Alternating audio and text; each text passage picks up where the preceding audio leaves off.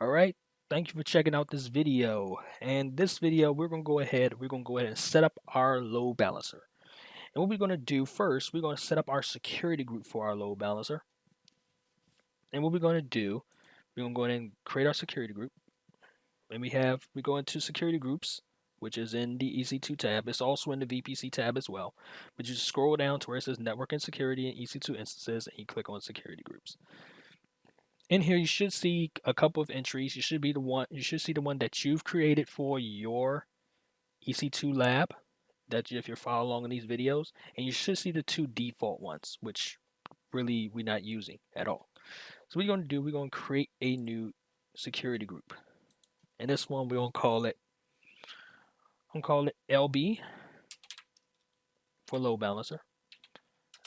Matter of fact, call it ALB. I'm going to use the application load balancer, not a network. ALB lab 1. And we're going to put -SG.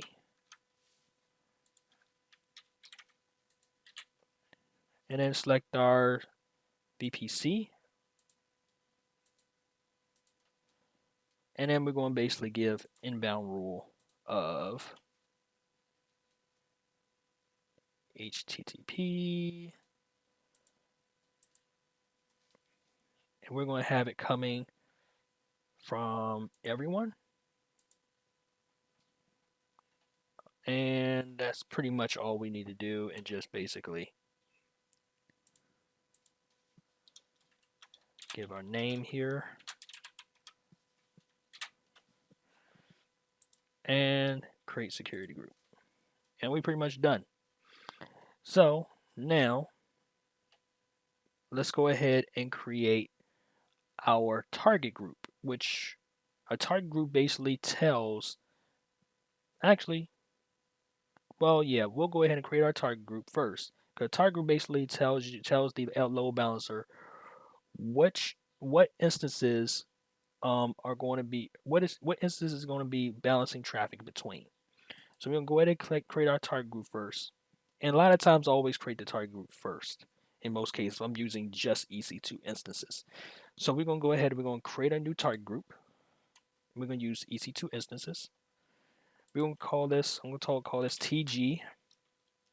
Call it TG1, and I'm gonna call it lab1. And just in case I come up with a brilliant idea, we have to do multiple. And also we choose our VPC. And I mean by if I get another idea, because sometimes a lot of these labs I'm coming up with off the top of my head. So I'm pretty much just basically preparing myself if we have to do another lab where I'm going to be using multiple target groups. Because sometimes what I do is when I delete the EC2 instances, I don't necessarily delete the target group itself. All right, so we selected our VPC, which is our VPC1 that we've created. Protocol HTTP, and then what we're doing our health checks. In our health checks, we're going to go down here. We're going to set the threshold to 5 healthy checks. Okay, so 5 healthy checks in an interval of 30 seconds. Okay, so I'm going to leave this at default for right now because there's no need to change it. Everything looks good. Actually, I want to do so for every 10 seconds. If there's two unhealthy uh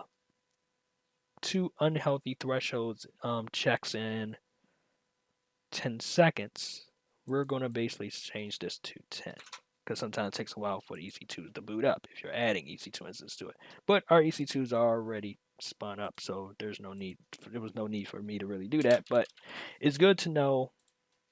It's good to do stuff like that because if you know the EC2 instances are down or haven't been built yet, at least you're giving the EC2 instances a chance. I'm basically saying that for every 2 unhealthy checks every 10 seconds, pretty much it basically is going to check 10 seconds instead of every 5 seconds, and I'm gonna leave it at 2 every two checks.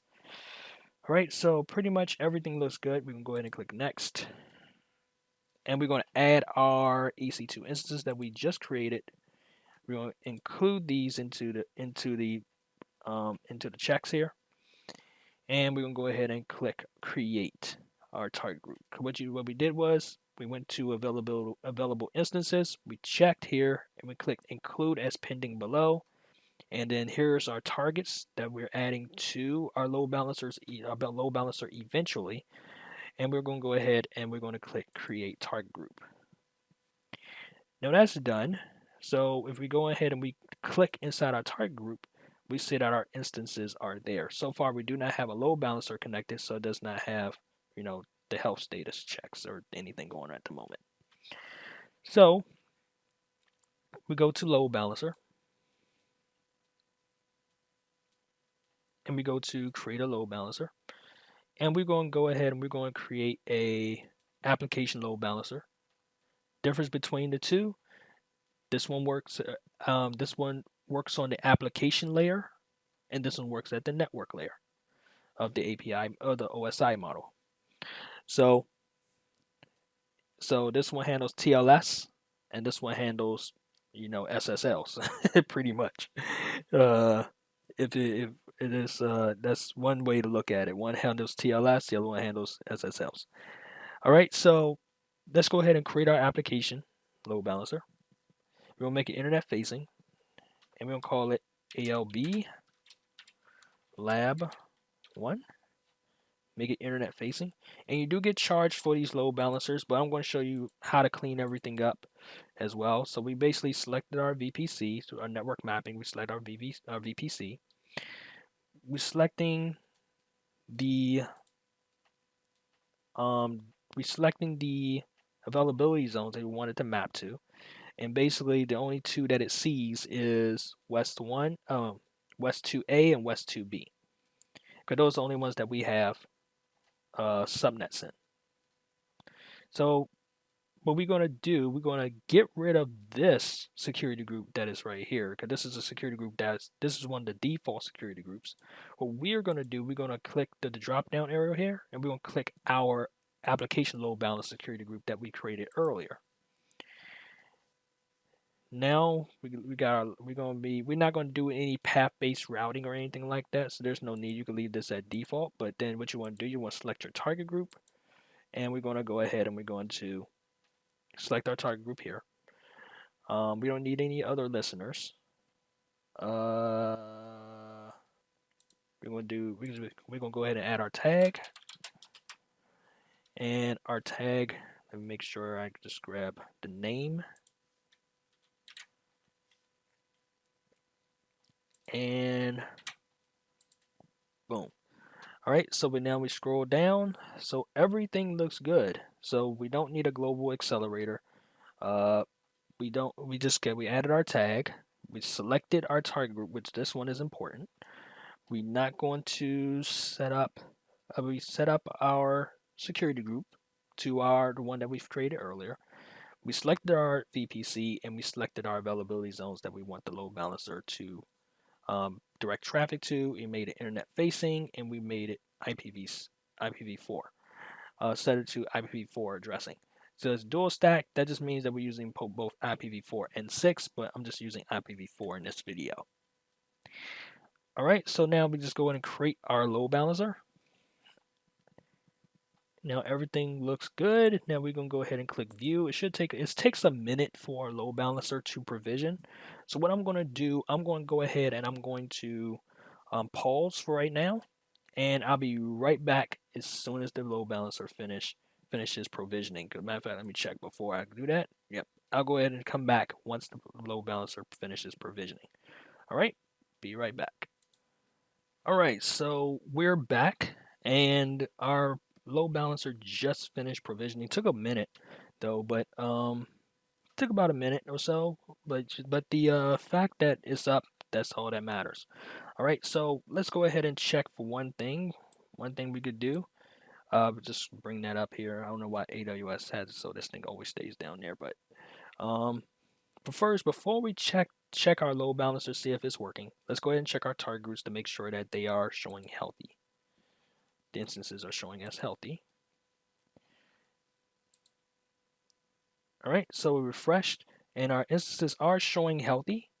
And that's because the health checks we have it so the health check is looking at the route, looking at the for our health checks for our load balancer, we have it so that it checks the, you know, uh the root directory for its checks. So right now everything looks good. So right now if we use the DNS of our load balancer, hit copy, and we go ahead and click go,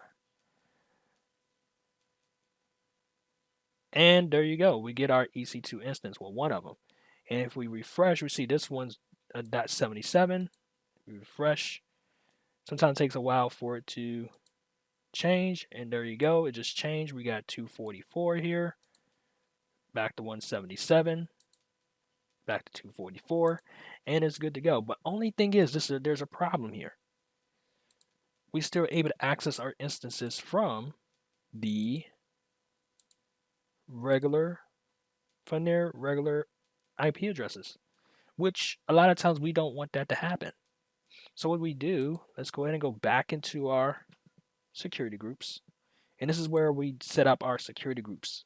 So let's go ahead and set up our security groups. Matter of fact, I want to add a name for this one here real quick. And this is the one we're going to edit anyway, coincidentally. So let's go ahead and move this up here. And I'm going to go ahead and go into inbound rules. What we're going to do, we're going to change what has inbound access over via HTTP to our EC2 instances. We're going to go ahead and we're going to close. I'm just going to delete this one and delete this one. And we're going to click add. Go to HTTP. And we're going to select our load balancer. So our load balancer will have inbound access to our EC2 instances, but not nobody else. Only thing people have access to will be over via SSH. So let's go ahead and we hit save. Now it shouldn't take. It's not going to take. It doesn't take a long time for that change to take, because now once I hit refresh here, we're not going to get anything. Same thing here. If I click refresh, we don't get anything. However, we're still able to go inside of our instances here. We're still inside instance 1 here, and I'm able to go ahead and click here. I'm able to log into EC instance 2 and do work as well. However, when it comes here, they're still spinning. It's probably going to time out. But if we come back here to our DNS of our load balancer, we're still connected and locked and loaded, ready to go. So right now, what we did was, because this is how you would normally set up an environment, because you will only want to have your traffic connecting only to the load balancer. And that's how you pretty much block anybody else from accessing the instances individually. Like this, like I said, this one the connection timed out. This one's about to be the same way, but we're still able to talk to our instances through the ALB. So that's pretty much it for this video, and that's pretty much it for this series right now regarding the basics of AWS. But we can go ahead and cover a whole bunch of other things in future videos. In the next video, we're just gonna go over how to do cleanup work so that we are not being charged a lot. So let's go ahead and end this video right now. If you love this video, please go ahead and give it a like, and also give a subscribe. And also, if you want to give me some pointers on how to improve videos, things like that, please leave it in the comment below. Other than that, I will see you in the next video. All right, peace.